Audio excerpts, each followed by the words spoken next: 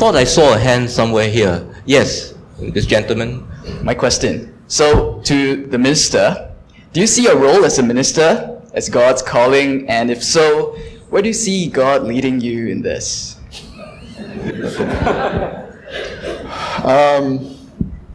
So when I was called, not by God, by Eng Hen, a number of years back when I was in MINDEF, I thought I did something wrong. I mean, I still want to see. I thought, oh man, what's happening? So the question was put forth, and I guess there are different versions of the, I don't know, drinking tea or coffee or whatever, however it works. And so I was asked whether they were thinking that perhaps might want to consider fielding me. I was not certain at that stage, but would it be something you would consider? And of course, as a Christian, you are asking yourself that, so what's God's plan? Where is this part of God's plan? What am I supposed to say? Is it yes, no? And I don't know. Maybe some of you find it frightfully easy, but I think it's really opaque. It's very difficult to discern what's God's will for yourself. So it took me a long time, but I found my conversations with my pastor actually quite revealing. And I actually never thought about things in those ways. He's passed away. But he was sharing with me that, sometimes when we look at God's will, and you're looking ahead, where is God leading us? Where is... But my pastor was sharing with me that, it's a bit like Moses or, great leaders, and not that there's no I'm not drawing any parallel there, but it's like when Moses was at whatever stage, did he envisage that was where he was going to go? Probably not, but things unfolded in particular ways. And my pastor shared that, sometimes actually it's not about looking forward. Because if we believe that it's God's plan and God is leading you in a particular direction, and if things unfold in the way God, in His infinite wisdom, unfolds things, despite whatever we do or not do and understanding it, and if that's the way things have evolved, then maybe actually looking forward to the next step is really about looking backwards at how you have been led and how life has unfolded. Yeah. And when you trace the steps, then actually the next step maybe becomes quite clear that, actually if you extrapolate the next step, doesn't mean it will have to be that way, but perhaps it seems quite natural that maybe that's where it's going. And that I thought was quite instructive for me, because I never thought about it in that way. So I guess I felt, and being in public service my entire life is something I feel very, very strongly about. That I do think, in a way, I have a responsibility, we have a responsibility to our community and our nation. And it's very much a continuation of that. I find very few things that are fundamentally different from what I was doing before. The purpose for which I'm serving, the cause, and ultimately is trying, in the past where you're trying to protect your nation, but to protect your nation is about nation building, because the people who are going to fight and defend your nation are not going to defend it because you train them and give them a weapon. They're going to do it because they believe in it. And they believe in it because you build something that you hold on to. And I guess in a way, and we know, and I know that leadership is important, certainly in the public life and certainly in the political life. I think it's important. You have to make decisions, and that's your responsibility, and you have an opportunity to shape and try to do good. So I felt that perhaps let the process unfold, because ultimately the final decision whether to field you or not is also not for you to decide, and ultimately whether you get voted in also is not for me to decide. And ultimately God let things unfold in particular ways. So the question is, when the door is open, do I then close the door, or do I just continue walking until the door is slammed in my face? And so I decided that perhaps I would just keep walking, and at some point, if the door closes, then the door closes. Then I guess move on to a different stage. But yeah, there's no big signal from wherever. So where I am now, I feel that I should do what I can. At the end of it, it is about exercising your judgment, and as a flawed Christian, We try to understand as much as possible what's God's will and everything, but at the same time, I have a responsibility as a leader in a secular nation, and how do I exercise wisdom to bridge that gap, but yet not losing yourself, because I cannot divorce who I am, my values, imperfect as they may be, and I don't think I should. And there are people out there who would make issues about this, but well, so be it. But I think we can coexist as someone who believes in a particular faith and yet still execute and carries out his responsibilities as a secular leader as well. Is there another question?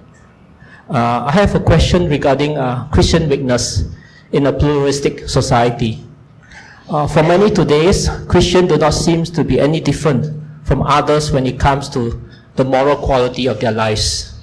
It is widely accepted today that there's a rough moral parity across religious traditions with good and bad elements manifested in followers of all religions. The recently reported examples in our Singapore context are the City Harvest financial scandal and the 3 Christian MPs who quit because of adultery. In yesterday's Straits Times, one of the reasons for youth shunning religion is the high-profile failures of institutional religions to uphold their credibility as a moral voice.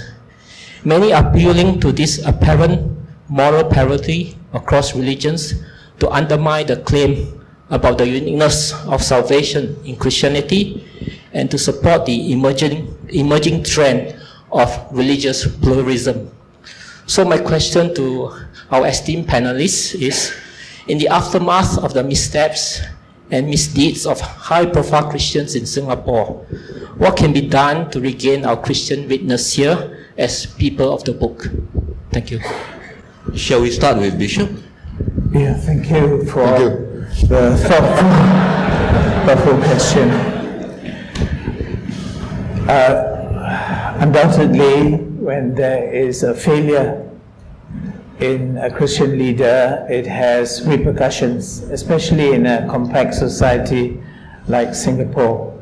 However, we share with the world vulnerability, and it's not an excuse for failing, but it's an invitation to be honest. So we who make, if you like, prescriptions for society, we are not immune from failing those very prescriptions. And that's perhaps also something that we have in common with our fellow men. So I see it then as being honest. I think what we should pray for is where Christian and Christian leaders have failed and been found to have been guilty of a wrong, that we have the grace to accept it and to take corrective action and to bring the reality that we are not in a class above others. Having said that, there's a great challenge on discipleship, because the credibility of our voice is tied to the quality of our lives. And so it's a challenge to all pastors also. It's quite one thing to make pronouncements about how society should take, about the dignity of the individual and so forth, but we should always be true to shepherding our own home, our house, our flock. And while we will never reach the point where we are flawless, but the sincerity with which we take care of our own house will augur well for how we also participate in society. So I'm not deterred that there have been failings. I feel how we respond to failings could well create a bridge to the rest of society and be an example of how we recover from failure. So it's quite interesting that while we mentioned that we are a secular society, the government, the ruling party, has its own values and expected conduct for its own leaders. So where there is failure in the political realm, there's also failure in the religious realm. But how you deal with failure can actually testify to the gospel. So you don't sweep it under the carpet, but you find grace to repent, to amend your life, and grace to be restored. Minister, you like to say something? Well, are we surprised that these things happen? Surely not. I mean, the Bible, King David, Solomon, you just read the Old Testament, and so many kings, God-fearing men have their own failures. So it should not come as a surprise. And this is not going to be the first, it's not going to be the last. Hope there are not many more, but you can imagine, not just in the realms of politics, but in the church, organizations, because humans are flawed. So it should not be a surprise. But this is where perhaps I'll share with you a thought that sometimes when we talk about issues like this, somehow we're somehow divorced from the whole process. It's society, it's the church, it's the broader. But the question I have for all of us is, what's our role in the overall scheme of things? We talk about Christian witness. It is not about the failures of the flawed individuals and their failings and the church. It's about our Christian witness on a day-to-day basis. The people who we care most about and their salvation, are they? Yes, they will be, if you see now you're Christian, how come like that? Okay. But it's your impact of your witness and your life and the way we lead our lives that shapes, I think, even more impact on their salvation and their views of Christians than this. This will happen. But the question is, we have no control over this because that's human nature, and from time to time it will happen, and as Bishop mentioned, it's how we deal with it. Things will happen and deal with it decisively. But we are apt to look at it, throw stones and judge. But often I always ask myself, but what is my role in this space? I may not be able to change the world. I may not be able to change society, change my church, but in my own way, in the things that I have control over, I can do something about it, and that's the impact that I have. And that's actually very difficult. But it's always so easy to talk about society and the failings of organizations and government, but what am I doing about it? And this is where I think it's a useful perspective that, well, be that as it may, I think for the people around us, if as Christians, and if we feel it's important to witness, it's really the quality of our lives, the way we carry ourselves, the way we treat people. And sometimes, and I'm sure you will agree with me, if we shine the torchlight back ourselves and not just our church leaders and all the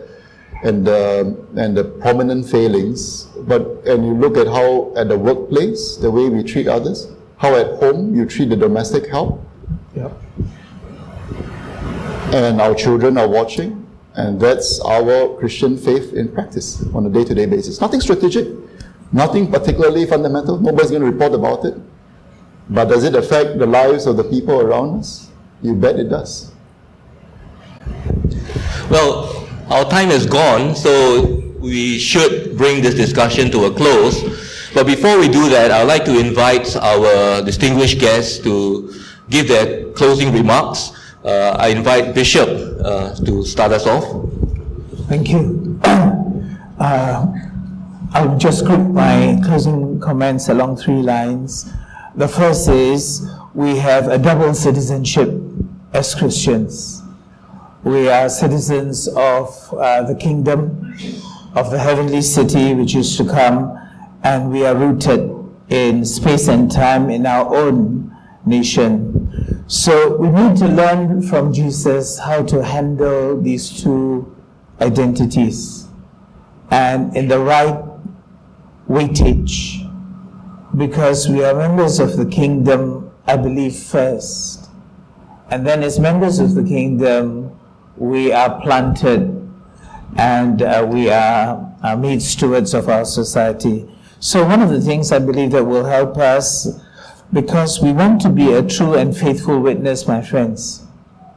It's wonderful when the society appreciates the contribution of Christians, but that's not our highest goal. Our highest goal is to be true and faithful to the Lord and His approval. So give Caesar what belongs to Caesar and give God what belongs to God. It's important that we give God in His own coinage, and that means full allegiance to Him. And then in that context, our responsibility to the nation. I would perhaps, Minister, say that what we have at the moment is where we are participating in society, maybe in some sense with the trust of the government, and also being responsible. So somewhere we are in a place between compliance and being adversarial. So if you think of this relationship between state and church, we are being true to God and keeping off both extremes, because the government does want us to represent our values. It doesn't want us to be a suppressed voice. It's only asking, when you communicate those values, what are your intentions? Are you organizing for social political action, or are you contributing your views for the marketplace and for governance? So that's where I would say that we would then, following from 1 Peter, we honor the emperor, the governing authorities, but we fear God. And that's important for us so that we have the internal freedom. The second thing relates to the question which our sister asked about how do you speak up as a Christian when you can get a pushback because you're a Christian. Because the mood is changing, people are very sensitive now. Minister has also shared, even though he makes a rational decision, people will say, he made the decision because of his religious affiliation. To which I would urge upon us to have what I may call a humble tenacity.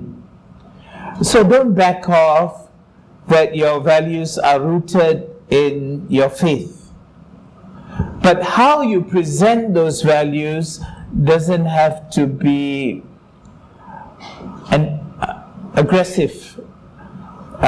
So you need an internal tenacity. And the reason I say that is, for the secularists and perhaps the person approaching it from a humanistic point of view, the public space should be as open as possible. But as Christians, we know that there is a battle going on. So again, Minister helps, because he said that when he was asked, he had to think about it in terms of his Christian faith and how God leads him. So too for us. So we are needing the skill that internally there's a tenacity. Tenacity not in the wrong sense, but tenacity to bring God's goodness and God's ways. But we understand we are in a multi-religious society. We understand that it's a secular state. So the way in which we convey it is very different. And therefore, whatever we do in public must be accompanied by prayer. Because prayer is where the battle is fought, as we will discover again when we come to Gethsemane and the cross this week. And so I just share that with you. The last thing I'd like to say is it takes the whole body of Christ to bear faithful witness. So our discussion tonight is on engaging society, and many of us are involved, directly or indirectly. But there's also, as we engage society, I'm glad that Minister mentioned, he only saw himself in the public sector in terms of his calling and his contribution. We do note, my friends, that there is this aspect of not losing the cutting edge of the gospel. So as we look at the Department of Statistics 2015, those without religious affiliation have grown by 1.5%. That is higher than the percentage growth among Christians. So we also have to ask, as we engage society, how do we retain the cutting edge of the gospel, sharing the faith that transforms this life, but also lasts to eternity? Just my closing comment. Thank you so much. Minister? Well, thank you very much, I think, for all the various questions. I think in closing, I would say that we do think, as a government, that it's important for citizens to be engaged, whether in your own individual capacities, in your capacities as Christians or Buddhists, Muslims, different groups representing different interests, because I think we are better for it. But like I said, a lot of it is how we engage, and we will also have different views about that. Some may feel that it's better to be perhaps more strident, but we will eventually have to come to a comfortable space, because as a small country, and I do think that, and I do deal with a lot of various countries, and I think we have a fairly unique thing going actually in Singapore. I'm just amazed every time I come back when I work with my counterparts elsewhere, and I'm very appreciative. And I said, I don't know why it's grown and developed in this way. It will continue to evolve. I'm sure it will not remain static. I don't know what it will become, but what we have, I think, is precious. And it's a strength that we have so many faiths here, and that we are able to live our faiths without being persecuted. And that we're able to celebrate, and that we're able to, even in the opening prayer, pray for the two Malay, I imagine, Muslim individuals who died this morning. And it's not something that is common.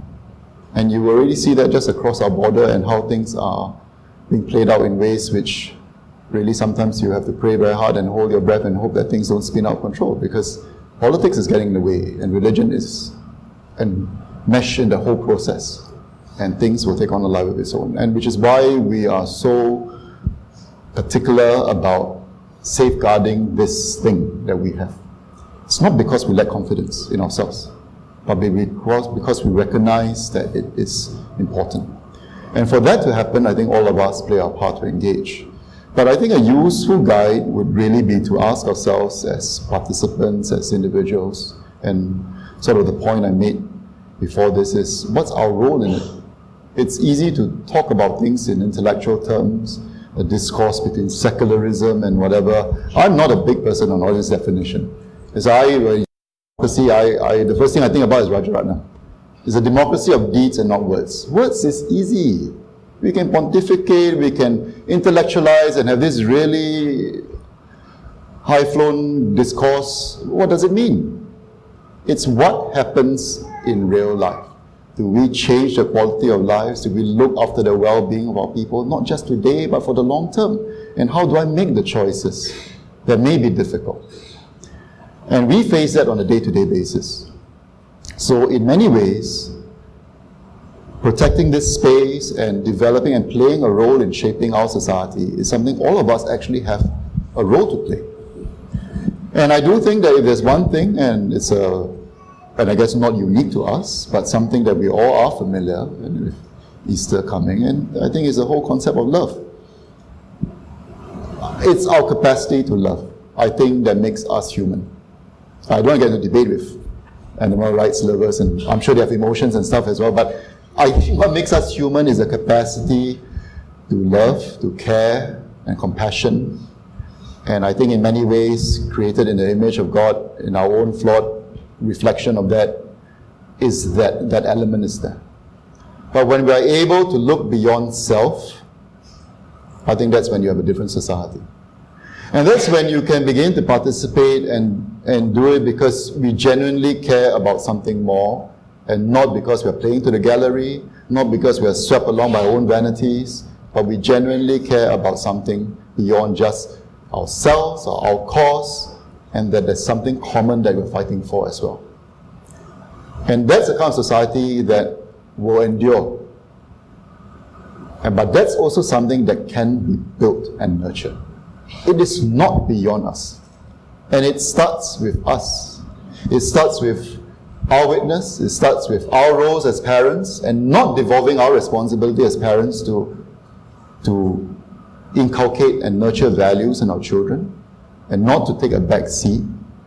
Yes, I don't know whether it's going to change everything, but if everyone in our own way applies ourselves, and even in the secular world, which is why I think in the social sector, particularly why you hear me talking about getting more volunteers, more people involved, getting corporates to look at things differently, because I can only think as a secular nation that the way in which values will be put into action is when we reach out and care for somebody else.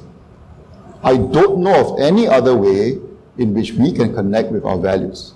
I don't think introducing Hao Kong Ming back in school and then suddenly we'll be all values infused and we'll be this moral upright country. It's not going to happen. But it's when we sacrifice, when we give of ourselves to others, that is when change is going to happen. And if you think about it, that's something all of us can do in our respective capacities, both as individuals and as a collective body, whether it's company and so on. And that's something that I feel quite strongly about, because I do think that for us to endure as a nation, we need to tend to our soul. But this is not impossible. It's like golf. It's not an easy game. You just hit the ball, go in the hole, but you know it's frightfully difficult. But you can deconstruct it and you can begin to see the building blocks. And we all have a part to play in those building blocks. So I hope that in our own ways, imperfect as it may be, we try what we can, and the rest we leave it to God and see where it goes. But with that, thank you very much. Gentlemen, thank you very much for talking to ETHOS.